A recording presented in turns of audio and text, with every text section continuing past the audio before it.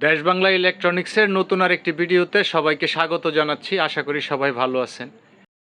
এটা একটা rechargeable high speed charger fan একজন নিয়ে আসছে রিপেয়ার করার জন্য। এটা সমস্যা হয়েছে, এটা নতুন অবস্থায় উনি যখন কিনে নিয়ে গেছে ব্যাকআপ দিত 3 থেকে 3.5 ঘন্টা ফুল স্পিডে চালাইলেও, এখন এটার ব্যাকআপ কমে 15-20 মিনিটে চলে আসছে।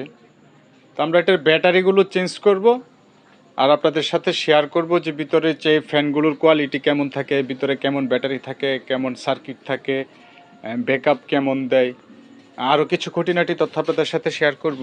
তো এটা আমরা খুলে নিছি, ভিতরে এটার 2টা ব্যাটারি লাগানো আছে, দেখতে পাচ্ছেন আপনারা, কালো কালারের 2টা ব্যাটারি লাগানো।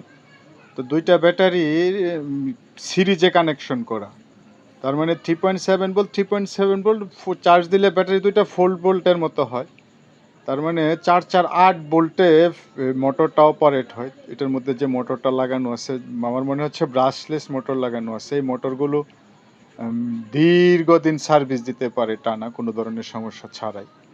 তো ফ্যানটাতে নাকি পানিও পড়ছিল, এটা চার্জও হচ্ছে না। তো আমরা সার্কিটটা বের করে সার্কিটে কোনো প্রবলেম আছে কি না এই ব্যাপারটা একটু কনফার্ম হয়ে নিব, নয়তো ওনাকে এটা রিপেয়ার করে ডেলিভারি দেওয়ার পরে হয়তো কিছুদিন পরে অন্য কোনো সমস্যা হলে উনি আবার নিয়ে আসবে। এই পাশে লাইট আছে, আমরা এই লাইটটা উঠায় নিলাম। এই যে 2টা ক্যাপাসিটার আছে প্রাইমারি সেকশনে, এসএমপিএস এর যে পাশে এসি কারেন্ট ইনপুট হয়, এই পাশে 2টা ক্যাপাসিটার দেওয়া আছে 400 ভোল্টের 63 মেগাফ্যারাডের। তো ক্যাপাসিটার 2টার এক পা করে ভাঙ্গা আছে, মানে এটাতে খুব সম্ভবত পানি ঢুকছিল, পানি ঢুকার কারণে মরিচা পড়া ক্যাপাসিটারের 2টা পায়ের একটা পা একেবারে ড্যামেজ হয়ে গেছে।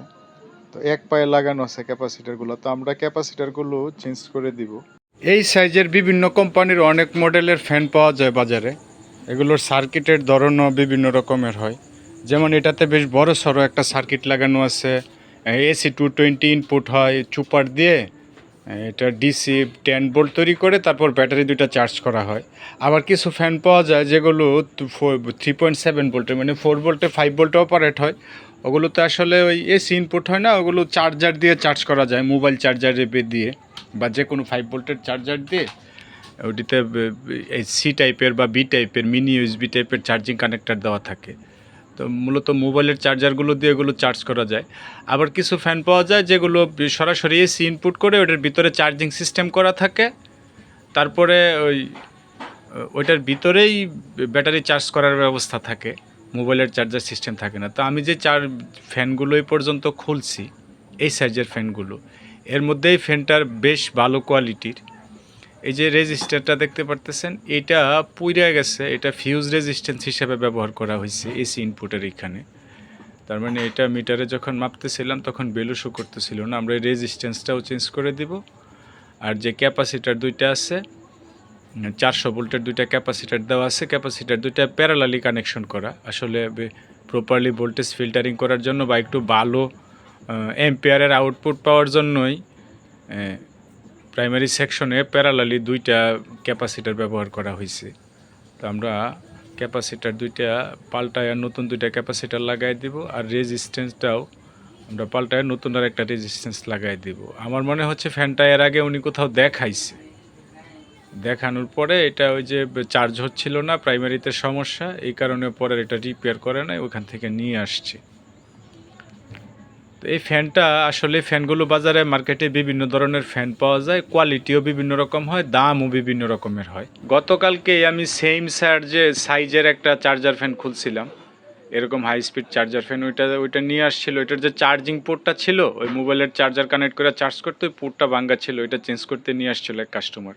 ওই ফ্যানটা আমি খুইলা দেখি ওটার ভিতরে কিচ্ছু নাই, স্রেফ 1 ইঞ্চি সাইজের একটা ওই সার্কিট লাগানো আছে, ওটাতে একটা চার্জিং আইসি আছে, আর ফ্যানটা অন অফ করার জন্য একটা অন অফ সুইচ আছে। তার মানে ওটার বিল কোয়ালিটি অত্যন্ত নিম্নমানের ছিল। ওইটা কাস্টমার কিনছিল 1600 টাকা দিয়ে। এই ফ্যানটা কাস্টমার 1.5-2 বছর আগে ওনার বক্তব্য হয়েছে এটা উনি 1700 টাকা বা 1750 টাকা এরকম কিনছিল, ওনার খেয়াল নাই। তো বাজারে আমরা আসলে সেম কালারের সেম সাইজের ওই ব্যাটারি যে ভিতরে যে ব্যাটারিটা লাগানো ছিল ওগুলো পাই নাই।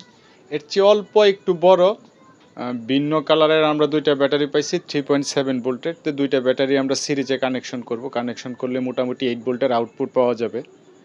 আর যদি এটা আগের যেই লকে বসানো ছিল ব্যাটারি দুইটা, মনে হচ্ছে না যে ওইখানে ব্যাটারি দুইটা বসবে। একটু প্লাস্টিকের ইয়া দেওয়া ছিল, বার দেওয়া ছিল, ওই বার দুইটা ভেঙে তারপরে আমাদের ব্যাটারি দুইটা বসাইতে হবে। তো আমরা ব্যাটারি দুইটা সিরিজে কানেকশন করে নিলাম, এখন ব্যাটারি দুইটা বসায় দিব। আর চার্জার ফ্যান কেনার ক্ষেত্রে আসলে আপনারা যেটা করতে পারেন যে চার্জার ফ্যান কিনতে গেলে 200-300 টাকা না বাঁচায়া, অনেকে আছে যে 200-300 টাকার জন্য একটু সস্তা প্রোডাক্ট কিনেন। একটু বেশি দাম দিয়ে যদি আপনারা ভালো ফ্যান কিনেন, এই ফ্যানগুলো আসলে মিনিমাম স্পিডে বা লো স্পিডে 4-5 ঘন্টা ব্যাকআপ দেয় অনায়াসই। ছোট যে ফ্যানগুলো আছে এগুলোর 5 ইঞ্চি সাইজের পাখা থাকে, কোনোটা 5 ভোল্টে অপারেট হয়, আর এইটা পাইলাম আমি যে এটা 8 ভোল্টে অপারেট হয়। আমাদের ব্যাটারি লাগানো কমপ্লিট, ফ্যানটাও দেখেন চলতেছে। তো এই ছিল আজকের ভিডিও। ভালো থাকবেন সবাই, শেষ পর্যন্ত দেখার জন্য ধন্যবাদ সবাইকে। আসসালামু আলাইকুম।